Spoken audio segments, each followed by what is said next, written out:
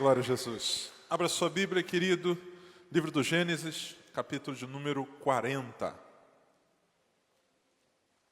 Gênesis 40. Eu estou usando a nova versão internacional.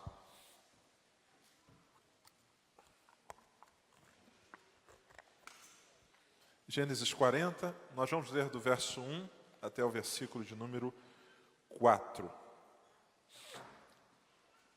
Gênesis 40, do 1 ao 4.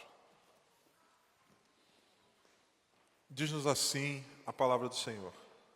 Algum tempo depois, o copeiro e o padeiro do rei do Egito fizeram uma ofensa ao seu senhor, o rei do Egito. O faraó, o rei do Egito, irou-se com os seus 2 oficiais, o chefe dos copeiros e o chefe dos padeiros, e mandou prendê-los na casa do capitão da guarda, na prisão em que José estava. O capitão da guarda os deixou aos cuidados de José, que os servia, depois de certo tempo. Amém. Louvado seja o Senhor pela sua palavra. Eu não sei vocês, mas eu sempre fui uma pessoa muito ansiosa, muito inquieto. Não é de hoje, vocês percebem aqui na maneira que eu falo. Quando criança, então, isso era bem pior, principalmente na época da escola.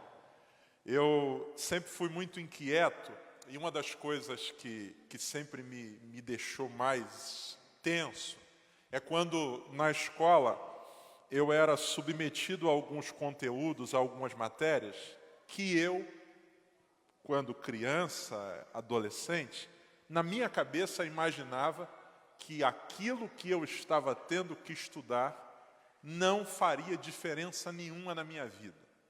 A ideia de que, para que eu estou estudando isso? E quando esse conteúdo era exposto, eu me desligava, pelo amor de Deus, para que eu estou estudando isso? Eu não sei se eu sou o único que já passou por essa experiência, quando criança ou até mais recente, talvez na faculdade que você faça, no curso que você estuda. Você diz, eu acho que eu nunca vou usar isso na minha vida. Algumas coisas como, por exemplo, para quem estudou matemática, fórmula de Bhaskara, 2, e sei lá, não lembro mais. Regra de 3, trigonometria. Para quem gosta de matemática, talvez a ideia que viesse na cabeça disso, eu nunca vou usar isso, é quando tinha que fazer educação física. Pô, educação física. Outros, talvez um pouco mais da área de exatas, pensassem isso quando tinham que fazer, por exemplo, aula de artes. Pô, para que artes, cara? Pelo amor de Deus, que perda de tempo. Podia estar em casa agora dormindo, para que eu estou aprendendo isso aqui? Na nossa cabeça, a ideia de utilidade normalmente está ligada à reprodução igual ou semelhante daquilo que a gente está vendo. Então, quando o professor passava uma fórmula matemática, a ideia que tinha na minha cabeça é: onde eu vou, em algum momento da vida, encontrar exatamente essa fórmula? Essa é a ideia. Já pensou? Eu me aproximando da Midian, na época que a gente começou, ou que eu estava interessado nela, querendo namorar, dizendo, eu quero namorar com você. E ela diz assim, sabe fazer regra de 3? Não. Querendo um emprego, sei lá, para ser padeiro, o chefe lá da padaria olha para você e diz assim, sabe a fórmula de Bhaskara? A nossa ideia normalmente está de que isso não é útil, porque na minha cabeça eu não verei reproduzido exatamente isso. Só que o que os professores, ao ensinarem isso, não para por aí. Não fica apenas nessa esfera da comunicação. Isso se viabiliza ou isso se transforma num movimento de morte. A Bíblia diz que um dia José está indo ao encontro dos seus irmãos e eles tramam um plano para matá-lo. Jogam ele dentro de uma cisterna e o ranger do coração, o estruturar do coração é, vamos matá-lo, vamos matar, não dá para conviver com esse moleque enche a paciência, não tem como, vamos eliminá-lo da nossa família, vamos tirar sua vida. A Bíblia diz que um dos irmãos diz o seguinte, não, se a gente matar, a gente arrumou um problema sério, esse sangue vai ficar nas nossas mãos. Vamos fazer o seguinte, está vindo ali uma caravana de ismaelitas, mercadores do Oriente. Esses caras compram tudo, até gente. Vamos vender José na pior das hipóteses, a gente ainda faturou um lucro. A gente manda ele embora, resolve o problema de ter ele com a gente, e a gente ainda não fica de mãos vazias. A gente levanta uma grana, a gente mata um animal, suja a roupa dele de sangue e diz para papai que ele morreu. Essa história, ou esse plano parece favorável. José então é vendido para o Egito. O menino preferido do pai, que foi parar na cisterna, agora vira uma mercadoria. Ele chega no Egito, é comprado por Potifar, começa a trabalhar na casa desse homem. A mulher de Potifar, provavelmente você conhece a história, o tenta, o assedia sexualmente. Esse moço resiste e vai então ser lançado na prisão. E esse é o momento em que José está vivendo. A Bíblia diz que ele está na prisão. E por que eu digo que esse é o momento mais sombrio da história de José? Porque talvez você diga assim, pastor, mas não é mais sombrio. Para mim, o mais sombrio é quando ele estava na cova. Ou talvez, pastor, a situação mais difícil é quando ele foi vendido. Por que na minha visão, esse é o pior momento da história de José? Porque se soma a isso alguns outros fatores. Primeiro, José não está na sua terra. Embora na cova houvesse o risco de morte e não é confortável, ele está num território conhecido.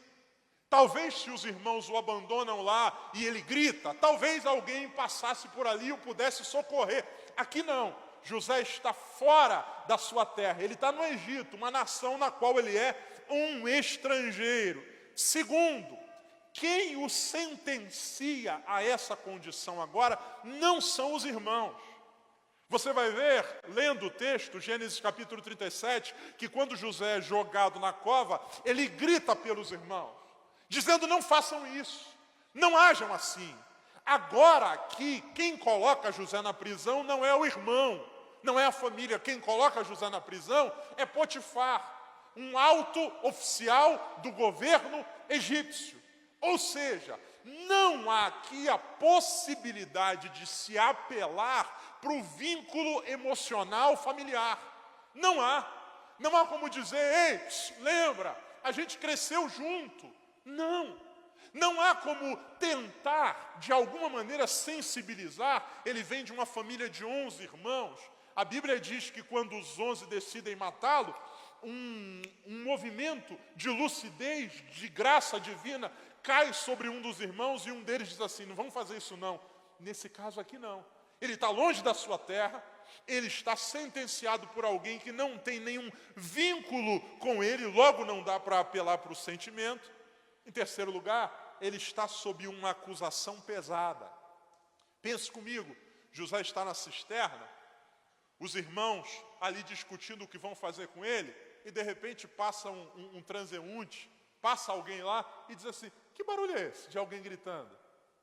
Socorro, socorro, socorro. Imagina alguém, que barulho é esse? Não é nada não. Não, eu estou ouvindo barulho. Vamos imaginar essa cena, vamos viajar aqui comigo? Alguém diz, cara, tem um moleque aí dentro dessa cova. Não, é o nosso irmão. O que ele está fazendo aí? Não, ele escorregou, então por que não tiraram? Não fomos nós que jogamos, mas por que você jogaram? Não, porque ele é muito metido. E desde quando ser metido é motivo para matar alguém? Não, é porque não há. Até então, José está no episódio da cova, por exemplo, sob uma realidade onde qualquer um que seja exposto a ela vai dizer, não faz sentido. Aqui não. Aqui não. Por que esse cara foi preso? Assediou a mulher do alto oficial de Faraó. Quem é que vai tentar ou parar para pensar que aquilo seja injusto? Potifar o sentenciou. O motivo, o alto da acusação de José é assédio sexual, é tentativa de adultério. Isso é muito sério. Então preste atenção, porque para mim esse é o capítulo mais sombrio, porque ele está longe da sua pátria, ele já passou por outros momentos difíceis, mas agora longe da sua pátria, ele foi sentenciado por alguém com quem ele não tem vínculo, a acusação sobre ele é muito pesada, e em quarto lugar, agora José está numa condição onde ele não está sob uma ameaça de morte, mas ele está dentro de uma realidade de confinamento. Está preso no cárcere ou na casa do comandante da guarda de Potifar, ou de Faraó, melhor dizendo, e aqui não há expectativa nenhuma de mudança de cenário. Na cova existe a possibilidade de sair ou a possibilidade de morrer. Aqui a única possibilidade é permanecer nessa condição, preso e apodrecendo na cadeia, porque o seu delito foi grave. Porém, a palavra de Deus diz para nós que esse homem adota uma postura, um posicionamento que tem muito a nos ensinar, a nos inspirar essa noite. E esse posicionamento só é possível porque José é alguém que crê em Deus. E essa fé no Senhor o estimula, o move, o toca. Por causa do tempo, a gente vai tratar hoje de 3 coisas, ou 3 atitudes, ou 3 percepções de José, que são fundamentais para ele enfrentar esse momento tão escuro da sua vida. Em primeiro lugar, José está onde está, mas isso não o arrasta para um poço de destruição emocional, porque José crê e sabe que Deus está no controle de tudo. Olha o que diz o versículo de número 8 de Gênesis 40. Eles lhe responderam: tivemos sonhos, mas não há quem os interprete. Disse-lhes José: não são de Deus as interpretações? Preste muita atenção. José está na cadeia, nesse quadro escuro de sua vida, longe da família, longe da pátria, com uma sentença pesada sobre ele, sem possibilidade de sair daí, num país estrangeiro, um escravo, era escravo, agora é escravo e prisioneiro. A Bíblia diz que chegam 2 prisioneiros novos, sob José colocado a incumbência de cuidar deles, de servi-los. Um dia José está passando pelo cárcere e vê os 2 meio preocupados, talvez sentado, coçando a cabeça, ou conversando, meio fora do padrão normal. José olha e diz: por que vocês estão assim? Vocês estão meio perturbados, meio inquietos, o que está se passando? Eles dizem: olha, porque essa noite cada um de nós teve um sonho. Cada um de nós teve um sonho e a gente não sabe o que significa. Não tem quem interprete. José olha para eles e diz: não são de Deus as interpretações? Em outras palavras, José está dizendo algumas coisas. Primeiro, eu creio que Deus existe. Há um Deus. Há um Deus. A crise de vida que José passa, o deportar, a sentença de prisão, a cova, a injustiça, não transforma esse homem em alguém que diz: não, Deus não existe. Porque se ele existisse, eu não estaria aqui. Muito pelo contrário, Deus existe. Em segundo lugar, Deus não apenas existe, mas Deus tem interesse em mostrar para nós caminhos. Porque o que é a interpretação que vem de Deus, senão um revelar de Deus que nos ajude a tomar decisões? José está dizendo: o objetivo do sonho não é apenas roubar da gente o sono. O objetivo dos sonhos não é apenas colocar a gente numa situação de confusão. Deus tem interpretação. E o que é a interpretação? Senão essa iluminação de Deus que nos ajuda a encontrar um caminho. Ou seja, há um Deus e esse Deus está interessado em mostrar caminho. Em terceiro lugar, ele diz assim: contem-me o sonho. Ou seja, Deus existe, Deus pode dar interpretação. E terceiro, eu creio que posso ser um instrumento de Deus.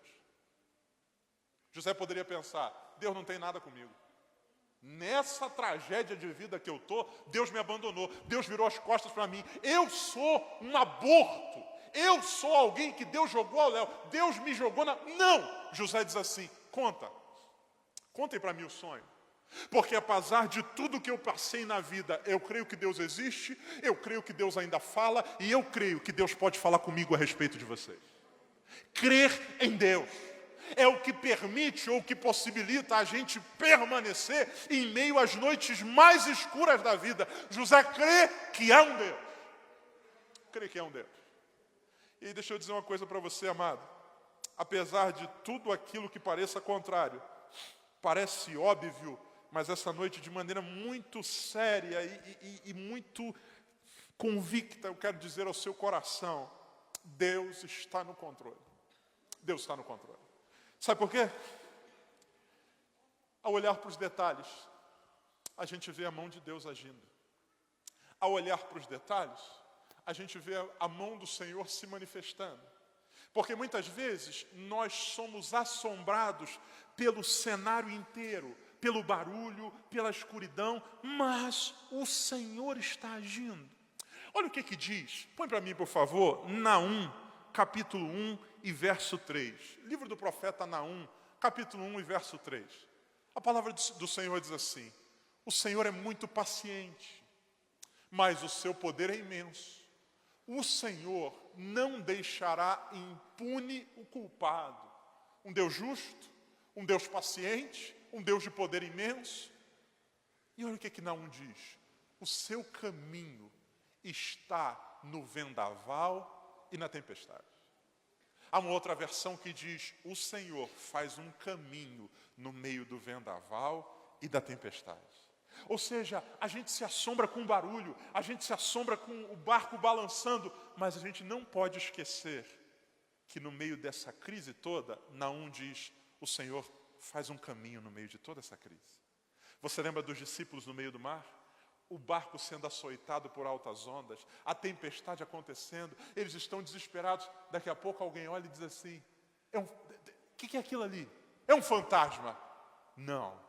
Jesus vem caminhando sobre as águas e diz: não temam, sou eu. Sou eu. Essa tempestade toda não tira o Senhor de foco, muito pelo contrário, Ele governa as tempestades da vida. E ao olhar para a história de José, a gente vê essa graça de Deus sendo derramada e o Senhor no controle de toda a situação. A Bíblia diz que quando ele é jogado numa cisterna, a Bíblia diz que a cisterna estava vazia. Isso para você talvez possa ser um detalhe, mas para mim é manifestação da graça de Deus. A Bíblia diz que os irmãos decidem matá-lo, mas de repente o mais velho diz: não vão matar não. Deus agindo graciosamente. A Bíblia diz que naquele momento, justamente na hora em que José está na cova e há uma discussão ao seu respeito, há uma caravana de ismaelitas vindo. Há uma caravana de mercadores. E a Bíblia diz que aquilo é algo que vai impactar a história de José. José é levado para o Egito para ser vendido como escravo. José poderia ter sido comprado. José talvez poderia ter sido comprado pelo Zé do não sei o quê. José poderia ter sido comprado pelo um comerciante de classe média egípcio. José poderia ter sido comprado por qualquer pessoa. Mas a Bíblia diz que quem o compra é Potifar.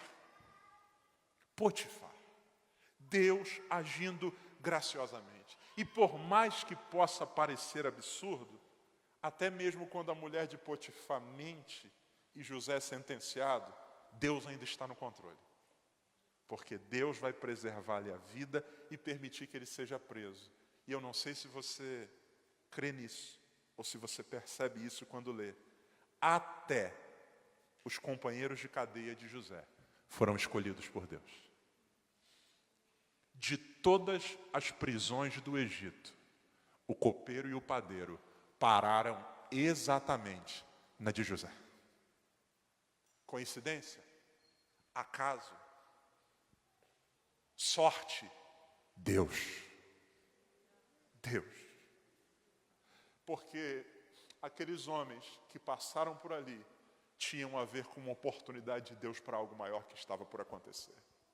Talvez eu esteja falando para alguém que entrou aqui hoje, cuja cabeça está em crise. Porque na sua visão as coisas só pioram. Pastor, eu achei que estava ruim e não podia piorar, mas parece que piorou. Deixa eu dizer uma coisa para você essa noite. Creia, Deus está no controle de todas as coisas. Deus está no controle. O Senhor continua no trono reinando e nossa vida está na mão dele. Em segundo lugar, José é alguém que permanece, apesar de todo o cenário escuro da vida, porque além de crer que Deus existe, que Deus se move, que Deus o usa, José crê que Deus tem um propósito de paz. Quando José fala com Faraó, e Faraó diz, eu tive um sonho, a fala de José é sensacional. José diz, o Senhor trará respostas de paz a Faraó. O que José está dizendo é o seguinte, há um Deus que existe, e esse Deus produz paz. Ora, isso não parece racional, porque tudo o que José viveu até agora é caos. É caos. Irmãos odiando, vendido, tirado da terra, jogado numa cova e acusado injustamente. Ou seja, tudo é caos. E sabe onde tudo isso começa? Tudo isso começa com os sonhos. Ora, depois que eu sonhei, tudo na minha vida deu errado. Agora eu tenho diante de mim alguém que sonha. E o sonho de Faraó é complexo. O sonho de Faraó envolve 7 anos de fartura, mas também envolve 7 anos da mais profunda escassez. Talvez se fosse eu no lugar de José, quando Faraó contou o sonho, eu diria, te enganar não, hein? O bagulho é doido, hein? Esse negócio de sonho aí é terrível, hein? Meu Deus do céu. Sabe por que eu estou aqui? Por causa de um sonho. Não. Sabe o que José diz? Faraó, Deus tem respostas de paz. Ou seja, ele não apenas está no controle, porque dependendo de quem está no controle, a gente teme.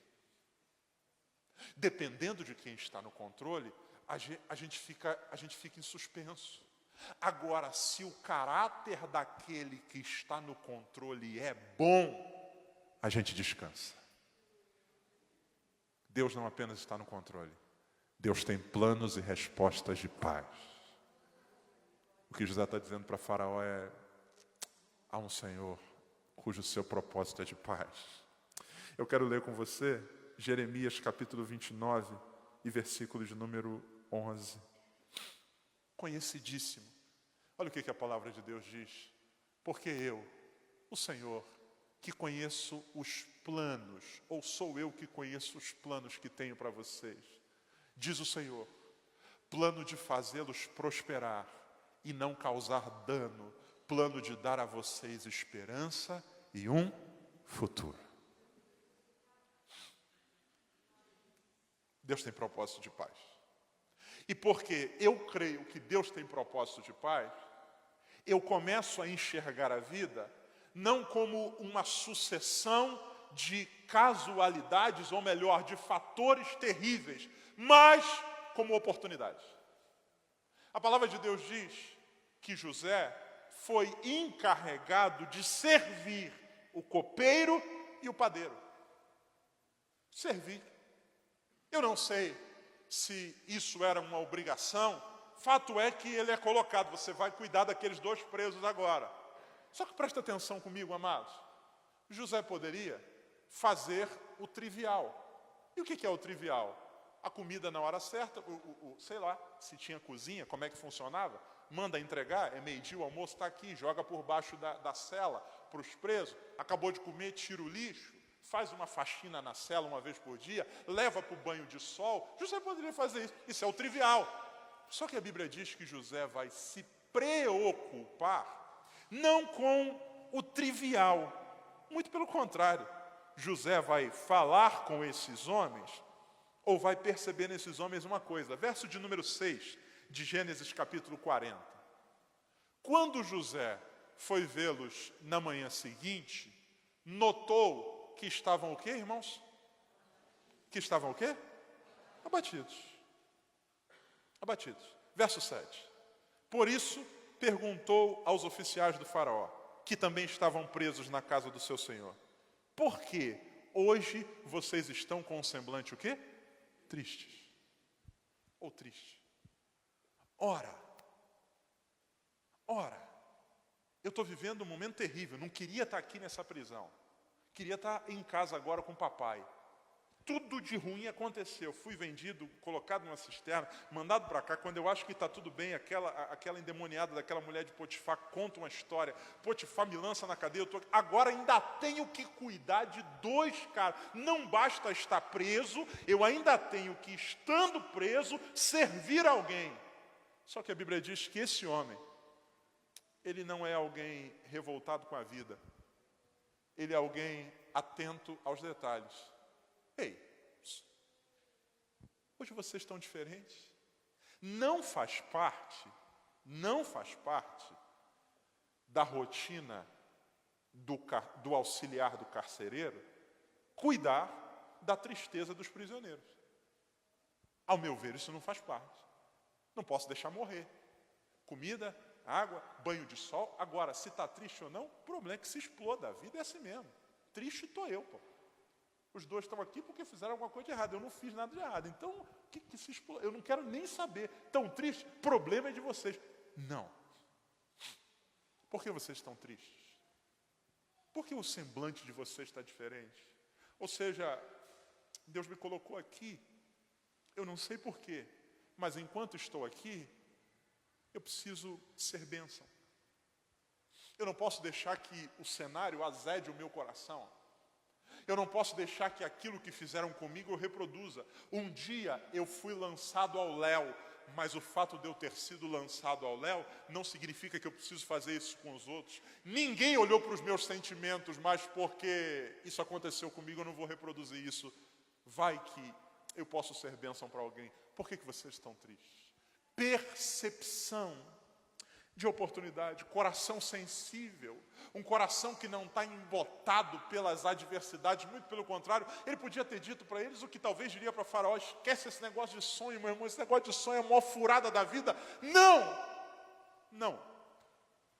Deus tem um propósito de paz, e porque Ele tem um propósito de paz, eu preciso perceber oportunidades. Talvez eu esteja falando para você que está no lugar onde não gostaria de estar. Talvez você esteja hoje mandado para uma seção, para um departamento onde você não gostaria de estar. Talvez na sua visão estar onde está é sinônimo de um rebaixamento. Não tinham como mandar você embora, então te colocaram nesse lugar. E talvez você esteja amargurado, revoltado, chateado. Você esteja vivendo uma vida completamente pesada. Deus essa noite manda dizer a você: eu estou no controle. Esse momento ou esse lugar não é o teu destino, mas o Senhor não erra. Quem sabe alguém achando que estava lhe fazendo mal, o colocou num lugar onde Deus vai usar você para fazer o bem. Quem sabe? Quem sabe? Por isso, peço ao Senhor: Senhor, treine o meu coração para perceber oportunidades. Porque muitas vezes essas oportunidades podem estar disfarçadas de situações complicadas. José não sabia, mas aquele copeiro que sonhou seria o instrumento usado por Deus para falar dele na hora certa que o Senhor estabeleceu. Encontros inusitados de Deus. Em terceiro lugar, e aqui eu termino por causa do tempo, José é alguém que me ensina que, primeiro, Deus está no controle de todas as coisas. Há um Deus que existe, que fala e que quer me usar. Segundo, Deus tem propósito de paz. Por isso eu quero perceber as suas oportunidades. Em terceiro lugar, o Senhor, em meio a todas as crises, está trabalhando em mim. Em mim. Olha o que diz o capítulo 41 e o verso 16 de Gênesis. Quando ele chega diante de Faraó, depois de todo o processo, chamado para interpretar os sonhos, o texto diz: respondeu-lhe José. Será que a gente pode ler todos juntos, numa só voz? 1, 2, 3. Isso... Não, tá muito ruim, irmão. Hoje é quinta-feira ainda, não acabou a semana. Vamos lá, 1, 2, 3. Isso não depende. Mas Deus... Resposta favorável. Isso não depende de mim. Essa resposta parece simples, mas ela revela muita coisa. Ela revela um homem quebrantado. Ela revela um homem dependente. Ela revela um homem que não está preocupado em se mostrar, um homem que faz questão de deixar claro que depois que tudo que passou na vida, sabe que tudo vem de Deus. José não diz para Faraó, depois de tudo que eu passei, com a experiência que eu tenho, eu acredito que eu consigo interpretar seu sonho. José não diz a Faraó, o meu histórico, os últimos 2 sonhos que eu interpretei, a minha média de assertividade é de 100%. José não diz, cadê o copeiro? Pergunta para ele se eu não sou bom. José não diz isso. José diz, Faraó, isso não depende de mim. Vem de Deus. Percebam o contraste entre o José do capítulo 37 de Gênesis, que a Bíblia diz que sai de casa com uma túnica de várias cores, e a palavra de Deus diz que ele trazia informações sobre o que faziam de errado os seus irmãos. Uma soberba juvenil, uma postura que, ao meu ver, em algum momento é equivocada, porque ele sonha 2 sonhos, e nesses sonhos toda a família se curva diante dele, e ele conta isso na mesa. Eu tive um sonho. Que sonho? Eu sonhei que 11 estrelas se inclinavam diante de mim. José não é bobo. Essa matemática é simples. Quantos irmãos tenho? 11. Quantas estrelas? 11. Eu sonhei que 11 feixes se inclinavam diante de mim. Quantos irmãos tenho? 11. Quantos feixes? 11. Qual ficava no meio? O meu. Ora, José, isso não se fala assim. José, conta só para o papai. José, fala só para a mãe. José, fala. Quando chega aqui, depois de ter passado pelo que passou, ele diz, não depende de mim.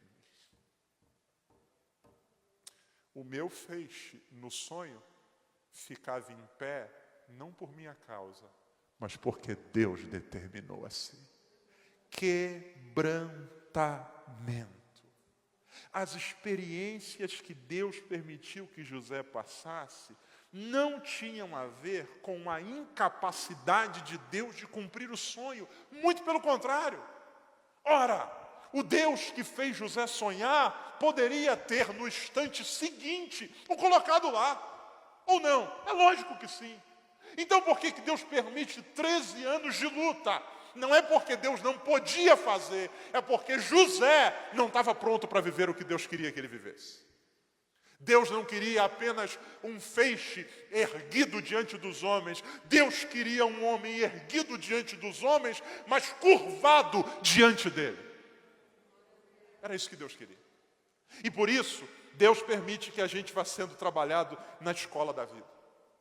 Como no exemplo que eu citei no início, existem conteúdos que a gente é exposto e que talvez a gente não vá ver a equação de novo para resolver, mas o conhecimento, de alguma maneira, fica impregnado em nós.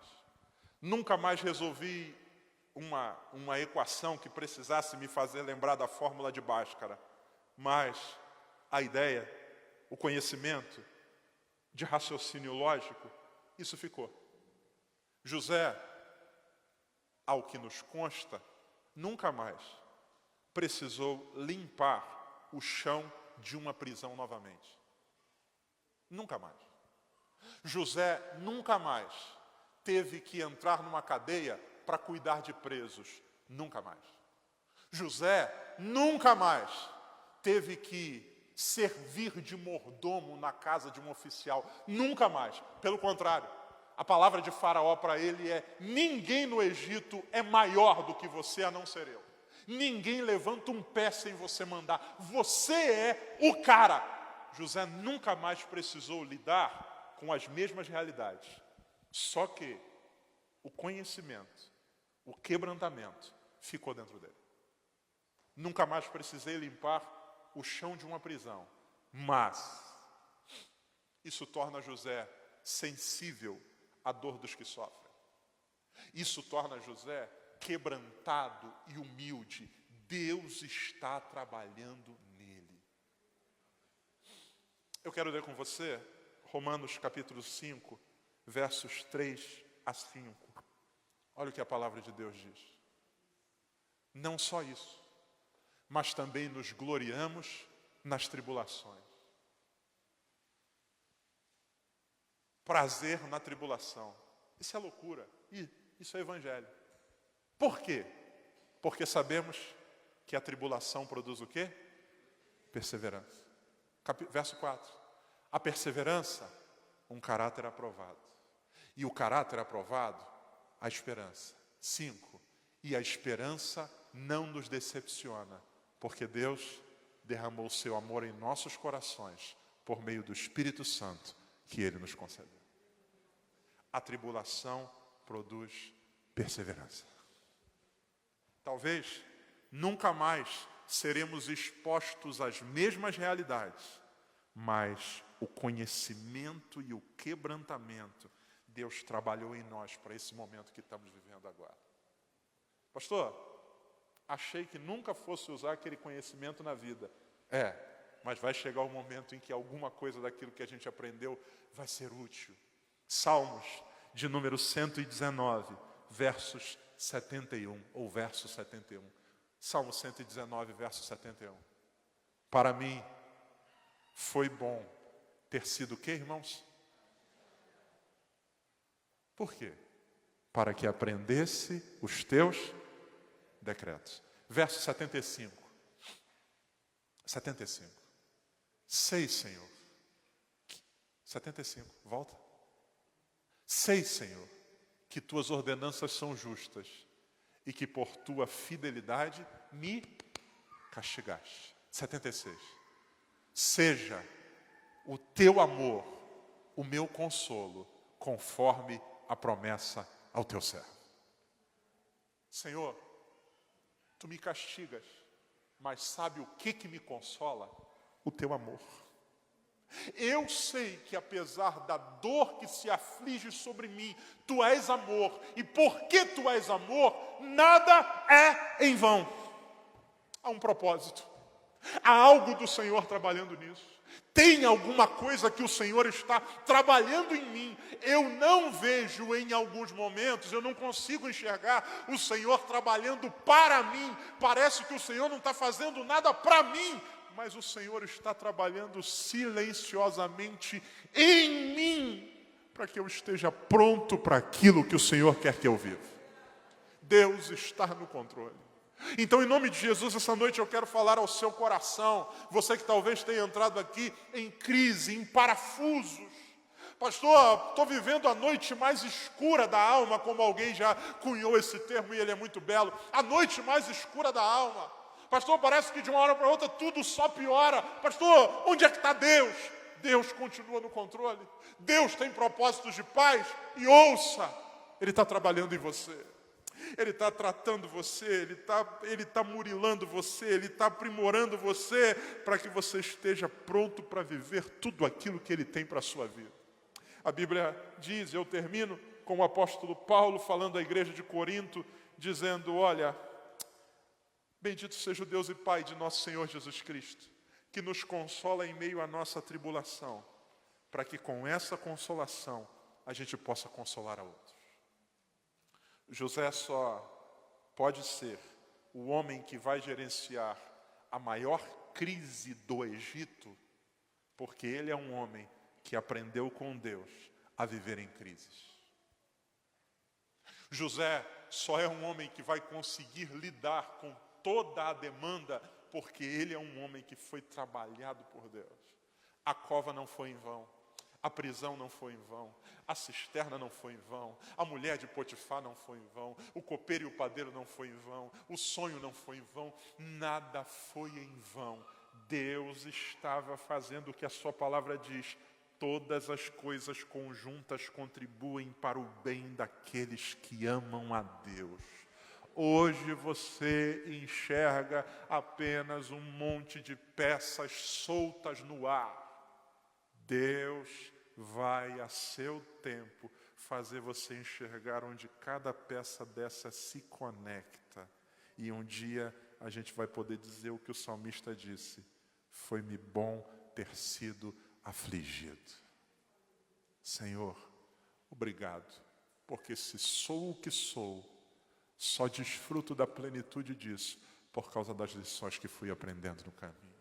Você pode ficar de pé, querido?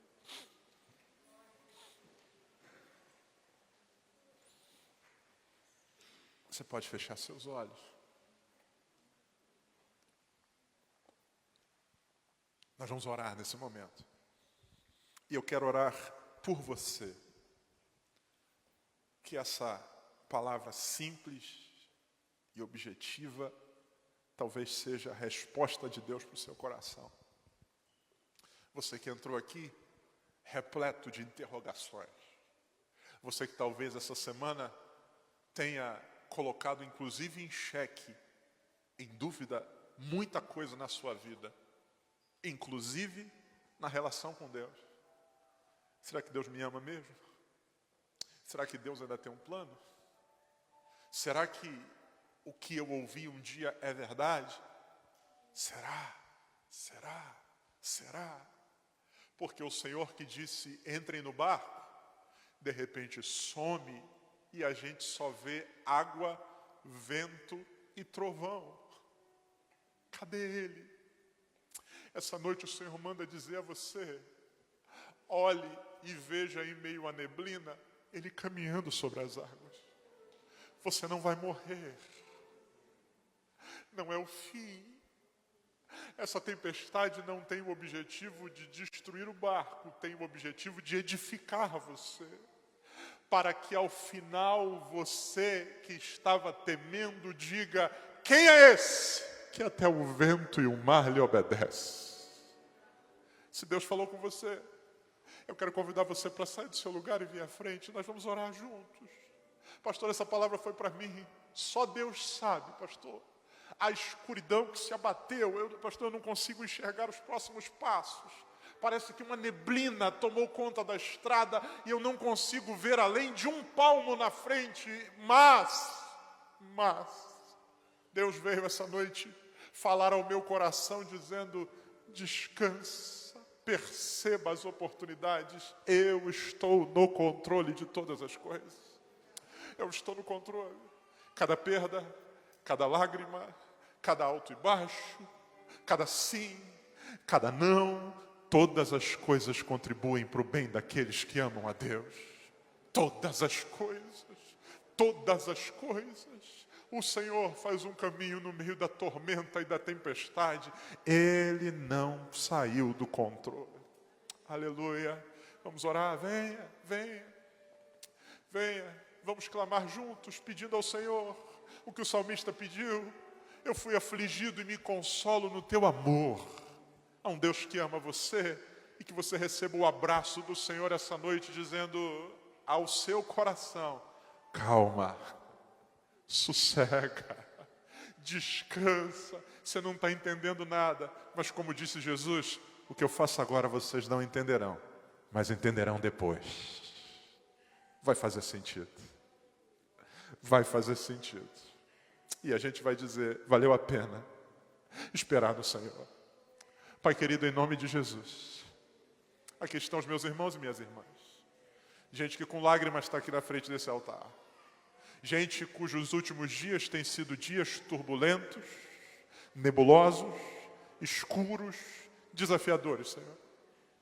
Gente que de uma hora para outra viu seu castelo de expectativas desmoronar. Parecia que a coisa ia ficar bem e de repente tudo se desfaz. Acreditamos que agora iríamos dar passos à frente, mas parece que só demos para trás. Senhor, nessas horas o diabo aparece para dizer ao nosso ouvido, o Senhor te abandonou, não vale a pena, estás só. Mas que essa palavra seja bálsamo a esse coração. Pai querido, em nome de Jesus, que esse querido e essa querida recebam o teu abraço e ouçam a tua voz dizendo, não temas. Quando passares pelas águas, elas não te submergirão. Quando passares pelo fogo, não te queimarás, nem a chama arderá em ti. De trás de ti ouvirás uma voz dizendo, este é o caminho, andai nele. Dá-nos perseverança, Senhor. A nossa carne dói, os nossos olhos derramam lágrimas constantes, porém, o nosso coração crê que tu estás no controle. Trabalhe em nós, Senhor. O Senhor está quebrantando o ego, o Senhor está tratando nossas emoções, e que assim seja. Que ao sair desse lugar, Deus, mesmo que estejamos ainda com as mãos vazias, não tenhamos nas mãos ainda a chave desejada, a porta aberta, a solução que buscamos, mas que o nosso coração esteja em paz. A paz que excede todo entendimento. A gente não entende, mas tem paz, porque o Deus a quem servimos é um Deus de amor. Que assim seja. Que o Senhor treine o nosso coração, para que na hora certa, diante daquilo que desejamos, a gente possa dizer, não fui eu, foi o Senhor que me trouxe até aqui. Que seja assim, em nome de Jesus. Amém, amém e amém. Você pode aplaudir a Jesus? Deus abençoe a sua vida.